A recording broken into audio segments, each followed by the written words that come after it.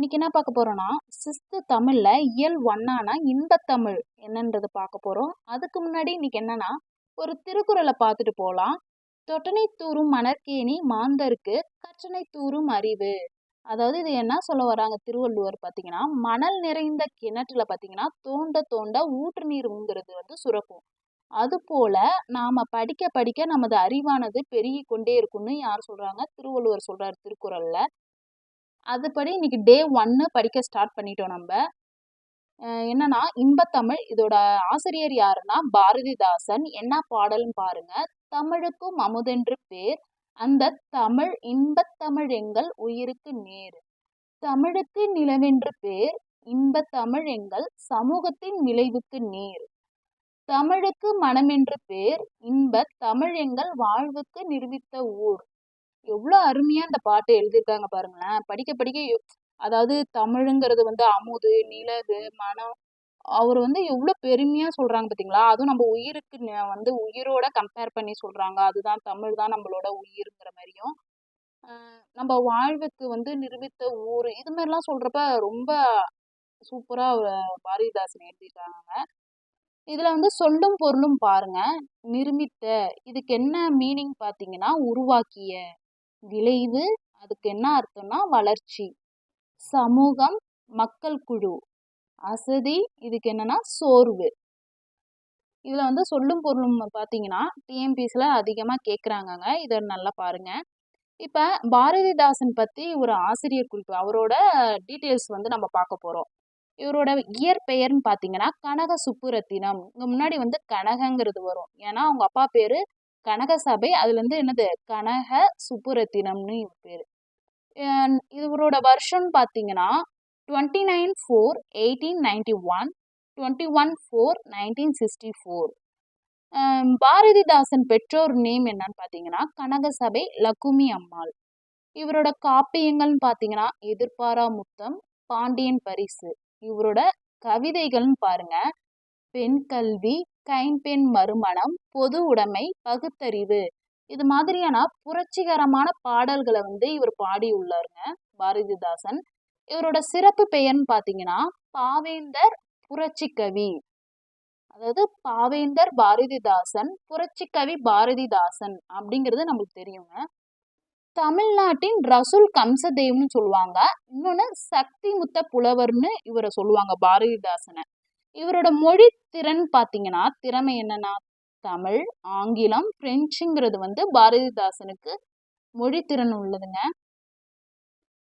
நூல்கள்னு பார்த்தீங்கன்னா குடும்ப விளக்கு, பாண்டியன் பரிசு, சேர தாண்டவம், இருண்ட வீடு, தமிழச்சியின் கத்தி, பிசிராந்தையருங்கிற நாடகம், குறிஞ்சி திட்டு, அழகின் சிரிப்பு, தமிழ் இயக்கம், இசை அமுது, இளைஞர் இலக்கியம், திருக்குறள் உரை எழுதியிருக்காங்க பாரதிதாசன். மணிமேகலை வெண்பா, கண்ணகி புரட்சி காவியம், நல்ல தீர்ப்பு, காதலா கடமையா. இவரோட நூல்கள் பார்த்தீங்கன்னா எவ்வளோ எழுதியிருக்காங்க பார்த்தீங்களா? அதுல இம்பார்ட்டன்ஸ் மட்டும்தான் இதுல. இது எப்படி நீங்க ஞாபகம் வச்சுக்கலாம்னா, ஒரு குடும்பம்னு இருந்தா அதுல கண்டிப்பா என்ன இருக்கணும்? விளக்கு இருக்கணும். அப்ப இந்த இதுல ஏதோ அவங்க அந்த இடத்துல பாண்டியன்கிற ஒரு பையன் இருக்கான். அவன் பரிசு பெறுறான்.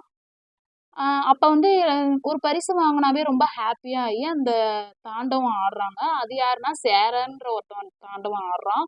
அப்ப பாத்தீங்கன்னா கரண்ட் போயிடுச்சு.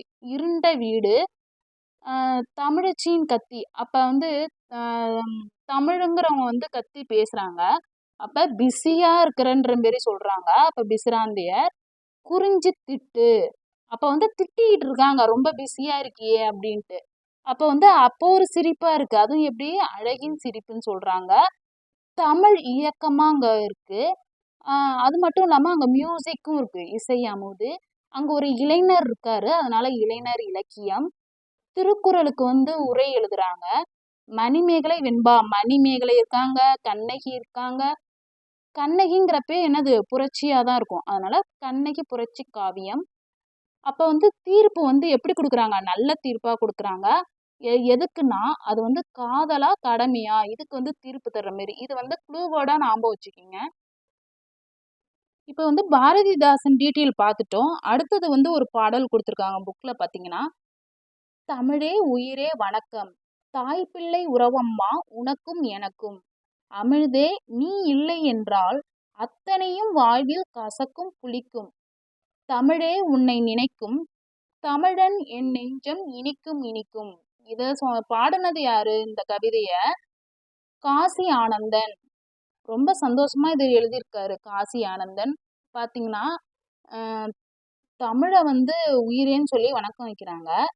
தாய் பிள்ளை யாரு தமிழுக்கு வந்து நம்மளுக்கும் வந்து என்ன சொல்றாங்க? தாய் பிள்ளை உறவுன்னு சொல்றாங்க. நீ இல்லன்னா அத்தனையும் என்னோட வாழ்வுல என்னது? கசக்கும் புளிக்கும்ன்னு சொல்றாங்க. எவ்வளோ சூப்பரா இருக்கு பாருங்க. தமிழே உன்னை நினைக்கும். தமிழே உன்னை நினைக்கும். தமிழன் என் நெஞ்சம். தமிழுங்கிறப்ப நினைக்கிறப்ப நம்மளோட நம்ம நெஞ்சம் எப்படி இருக்கான்? இனிக்கும் இனிக்கும்னு சொல்றாரு. யாருன்னா ரொம்ப சந்தோஷமா காசி ஆனந்தன் சொல்றாங்க. ஆனந்தம்னாவே நம்மளுக்கு இந்த தமிழுங்கிறது ஞாபகம் வரணுங்க. தமிழ வந்து தாய் பிள்ளை உறவம்மா கசக்கும் புளிக்கும் இனிக்கும் இனிக்கும். இது க்ளூவோட வச்சுக்கோங்க.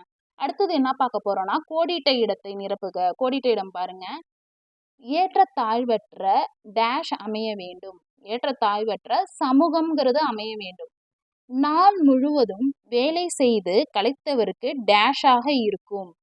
ஒரு நாள் ஃபுல்லா வேலை செய்யறாங்கன்னா கண்டிப்பா அங்க வந்து என்னவா இருக்கும்? சோர்வுங்கிறது இருக்கும். அதான் அசதியாக இருக்கும். நிலவு பிளஸ் என்று இது எப்படி சேர்த்து எழுதுவோம்? நிலவென்று. தமிழ் பிளஸ் எங்கள் இது எப்படி சேர்த்து எழுதுவோம்? தமிழெங்கள். அமுதென்று இது எப்படி பிரித்து எழுதுவோம்னா அமுது பிளஸ் என்று. செம்பயிர் இது எப்படி பிரித்து எழுதுவோம்னா செம்மை பிளஸ் பயிர். அடுத்தது பார்த்தீங்கன்னா பொறுத்துக பார்க்க போறோம். விளைவுக்கு நீர் அந்த பாட்டுல பார்த்தோம் பார்த்தீங்களா? அறிவுக்கு தோல், இளமைக்கு பால், புலவருக்கு வேல். இந்த சேனலை இன்னும் சப்ஸ்கிரைப் பண்ணாதவங்க சப்ஸ்கிரைப் பண்ணுங்க. உங்க ஃப்ரெண்ட்ஸுக்கும் ஷேர் பண்ணுங்க. எக்ஸாம் ரிகால் பண்றதுக்கு இந்த சேனல் ரொம்ப யூஸ்ஃபுல்லா இருக்குங்க. அப்படியே லைக் பண்ணிடுங்க. தேங்க்யூ.